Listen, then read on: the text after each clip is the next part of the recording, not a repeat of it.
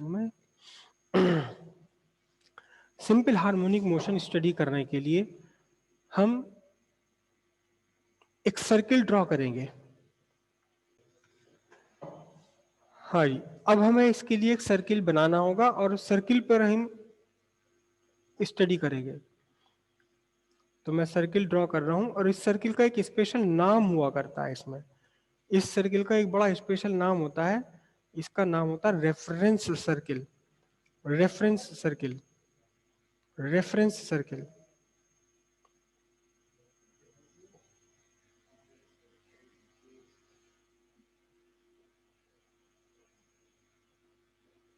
ठीक है जी, ये मैंने एक सर्किल ड्रॉ कर लिया। ठीक, और अब मैं इस सर्किल के ड्रॉ कर रहा हूं एक डायमीटर, सर्किल का एक डायमीटर ड्रॉ कर रहा हूं। चलो डायमीटर तो मैं हाथ से बना दूंगा। ये एक डायमीटर मैंने ड्रॉ किया, ये सर्किल का सेंटर है O, और एक दूसरा डायमीटर और ड्रॉ कर लिया, एक दूसरे के दोनों परपेंडिकुलर है डायमीटर। एक डायमीटर बन गया एक्स एक्सिस और दूसरा डायमीटर बन गया है वाई एक्सिस। ठीक है, इस पूरे सर्किल का नाम रेफरेंस सर्किल है।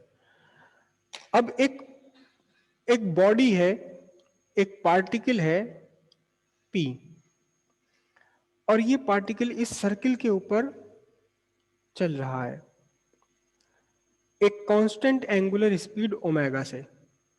किससे चल रहा है? कांस्टेंट एंगुलर स्पीड ओमेगा से चल रहा है इसके ऊपर। ये लीनियर स्पीड v भी कांस्टेंट रहेगी, जब constant angular speed omega constant है, v equals to R omega होता है, ओमेगा कांस्टेंट है तो v भी कांस्टेंट रहेगा। ठीक है, अब देखना जरा ध्यान से, ये सर्किल के ऊपर घूम रहा है। कौन घूम रहा है? p। कितनी वेलोसिटी से? एंगुलर वेलोसिटी ओमेगा से घूम रहा है। अब एंगुलर वेलोसिटी अगर जिसको याद नहीं है कि एंगुलर वेलोसिटी क्या होती है, उसे बिल्कुल समझ में नहीं आने वाला, और एंगुलर वेलोसिटी क्या होती है मैं दोबारा बताऊंगा भी नहीं।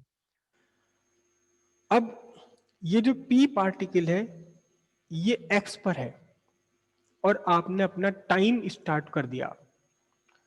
ये पार्टिकल यहां घूम रहा है, यहां घूम रहा है, यहां घूम रहा है, और जैसे ही ये x से पास हुआ, जैसे ही x पर आया, आपने अपनी स्टॉप वॉच चला दी। ठीक है, तो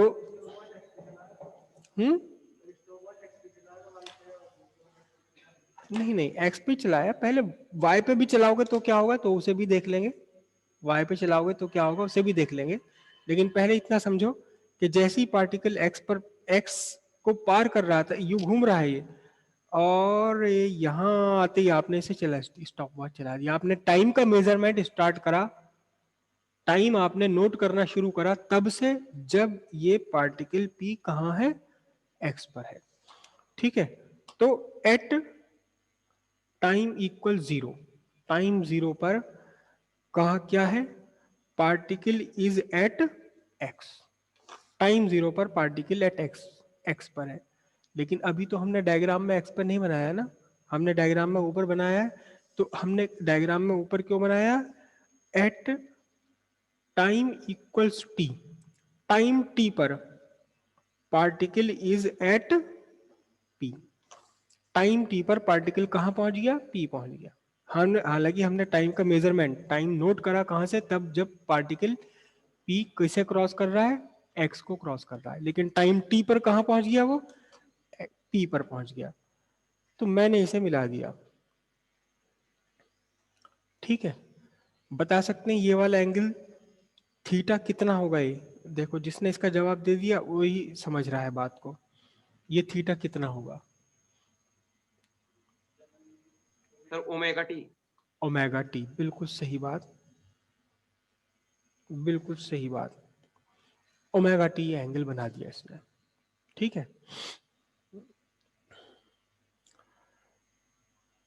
इसकी रेडियस, जो रेफरेंस सर्किल है, इस रेफरेंस सर्किल की जो रेडियस है, इस रेडियस को हम एक स्पेशल टर्म से रिप्रेजेंट करते हैं, स्मॉल ए से। अब स्मॉल ए से क्यों रिप्रेजेंट करते हैं वो अभी आप थोड़ी देर में समझ आ जाएगा।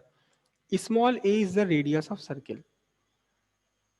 हाँ जी, बात समझ आई इतनी? हम्म, अब देखना जरा ध्यान से, मैंने पॉइंट पी से डायामीटर जो है इसका वाई वाई डैश, ये वाला Y diameter Y Y dash, इस वाई वाई डैश पर एक परपेंडिकुलर ड्रॉप कर लिया, परपेंडिकुलर प्रोजेक्शन, इसे हम बोलते हैं प्रोजेक्शन, परछाई, प्रोजेक्शन मैंने ड्रॉ कर लिया, कहां कहां से, पी से। पी से मैंने एक स्ट्रेट लाइन बनाई इस तरह से जो वाई वाई डैश पर पहुंचकर कितना एंगल बना रही हो, 90 डिग्री। तो हम इसे कहते हैं projection, projection of P on Y Y dash. इस प्रोजेक्शन का जो ये है, this point is called foot of projection, projection का पैर, ये प्रोजेक्शन है, प्रोजेक्शन का पैर फुट, फुट ऑफ प्रोजेक्शन को मैंने लिखा एन, क्या लिखा, एन।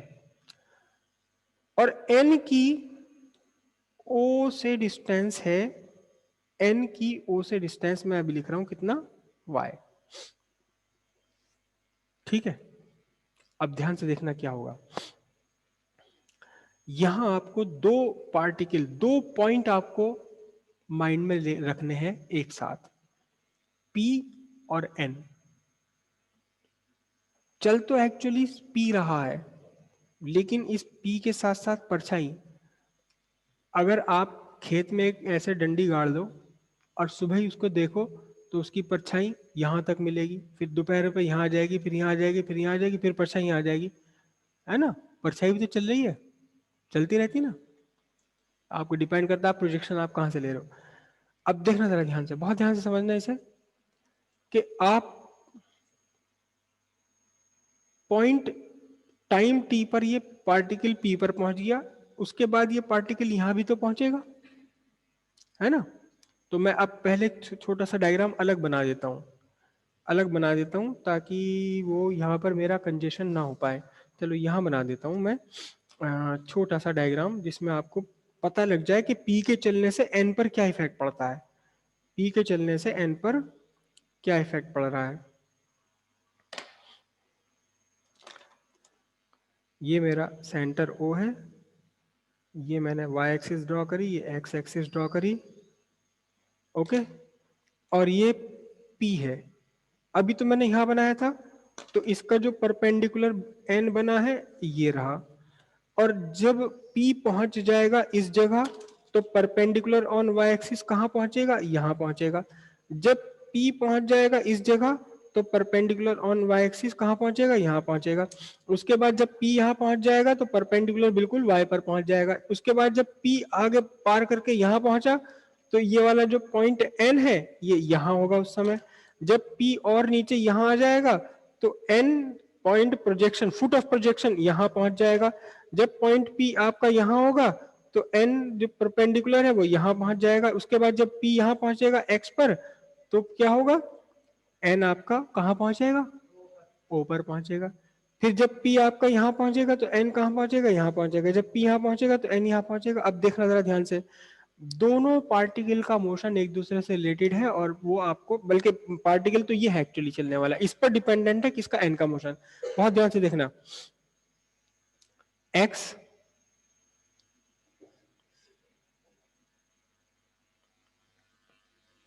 सही बनाया मैंने, ये वाला पेन मेरा N है, ये पेन मेरा P है,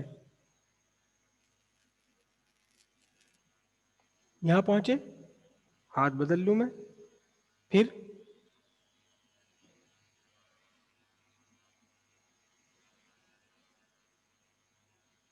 ठीक है, फिर मैं हाथ बदल लूं अपने,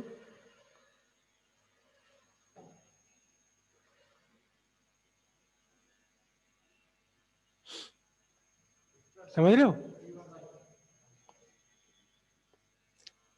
P मूव कर रहा है, कहां मूव कर रहा है, सर्किल पर, और इसके साथ साथ N कहां चल रहा है, N कहां चल रहा है, वाई वाई डैश पर चल रहा है।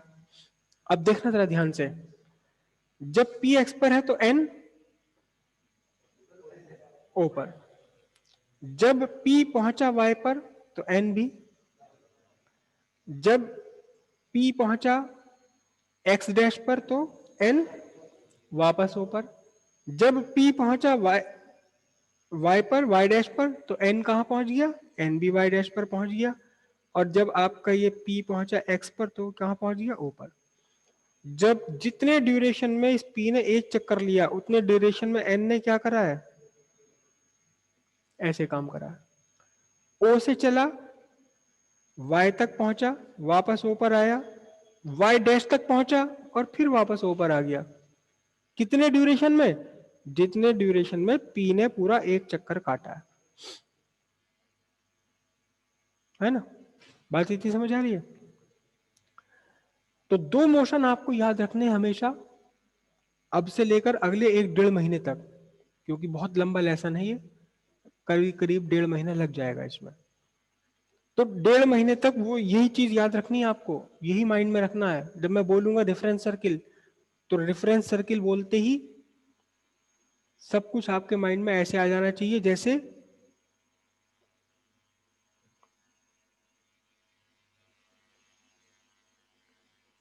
सलमान खान बोलती है आपके माइंड में, पता लग गया मैं किसके बारे में क्या बोल रहा हूं, है ना। पिक्चर आ गई ना उसके, दिख गया ना कौन है। तो ऐसे ही जैसे मैं रेफरेंस सर्किल बोलूं, तुरंत आपके ब्रेन में, आपके माइंड में पता लग जाना चाहिए, मतलब आपकी आंखों में। और बार बार मैं क्या कहता हूं कि साइंस समझने के लिए, सीखने के लिए ब्रेन तो चाहिए ही नहीं, दिमाग तो घर छोड़ के आओ, आंखें चाहिए बहुत कड़ी, बहुत तेज, जो है नहीं सामने वो भी दिखाई दे, और जो है सामने उसमें से भी केवल वही दिखाई दे जिससे हमें मतलब है। चिड़िया की आंख दिखाई दे, बाकी कौन खड़ा है कहाँ खड़ा है कुछ नहीं, तभी अर्जुन की तरह निशाना लगा पाओगे। आंखें बहुत तेज चाहिए, चील वील वाली नहीं चाहिए, अर्जुन की आंख चाहिए। समझ रहे हो भाई, गुरु द्रोणाचार्य ने पूछा क्या दिख रहा है, बोले मुझे आप दिख रहे हो, आप ये दिख रहे हैं, ये दिख रहे हैं, पेड़ दिख रहे हैं। अर्जुन ने क्या, मुझे कुछ नहीं दिख रहा, मुझे सिर्फ आंख दिख रही है। फिर चल बेटा लगा निशाना। तो दिखाई दे, वो दिखाई दे जिससे हमें मतलब है, जिससे हमें काम है, सारी दुनिया छोड़ करके, और वो भी दिखाई दे जाए जो है ही नहीं सामने। तो जब भी मैं बोलूं वर्ड, जब भी मैं आपको वर्ड बोलूं ना आपके सामने, कौन सा बोलूं, रेफरेंस सर्किल, तो तुरंत ये सब कुछ आपको दिखाई देना चाहिए। करेक्ट। तो जितने ड्यूरेशन में इस पी ने, पार्टिकल ने एक सर्किल कंप्लीट करा रेफरेंस सर्किल पर, उतने ही टाइम में एन ने मोशन किया ओ से वाई तक, वाई से ओ तक, ओ से फिर वाई डैश तक, और वाई डैश से वापस ओ तक, है ना। अगर ये कहीं पी रुक गया तो बेचारे एन को भी रुकना पड़ेगा। क्यों? क्योंकि एन क्या है, पी की परछाई है एन। एन क्या है, एन तो पी की परछाई है। अगर पी चल रहा है तो एन चल रहा है, अगर पी ने चलना बंद कर दिया तो एन भी वहीं रुक जाएगा, और अगर पी ने चलना तेज कर दिया तो एन भी तेज चल जाएगा अपने आप। अगर पी का मोशन बदल गया तो इस एन का मोशन भी अपने आप बदल जाएगा। जब पी चल रहा है तभी तो एन चल रहा है, क्योंकि ये पी क्या है, it is the projection of P on Y Y dash. Hmm तो सूरज चल रहा था वहां पर, वहां सूरज चल रहा था, सूरज को रोक दो परछाई रुक जाएगी वहीं अपनी जगह। तो यहाँ पी है, पी की परछाई है एन, अगर पी यहां रुक गया तो एन भी वहीं रुक जाएगा। ठीक है। एन का मोशन, एन की पोजीशन, एन का मोशन डिपेंड है पी के मोशन पर, पी की पोजीशन पर। समझ रही बात। अगर पी एक्स पर है तो निश्चित रूप से एन कहां है, ओ पर है। अगर पी आपका पार्टिकल वाई पर है तो निश्चित रूप से एन भी वाई पर है। क्लियर है इतनी बात। ये रेफरेंस सर्किल कह रहा था। अब वापस यहां आ जाओ मैथमेटिक्स में।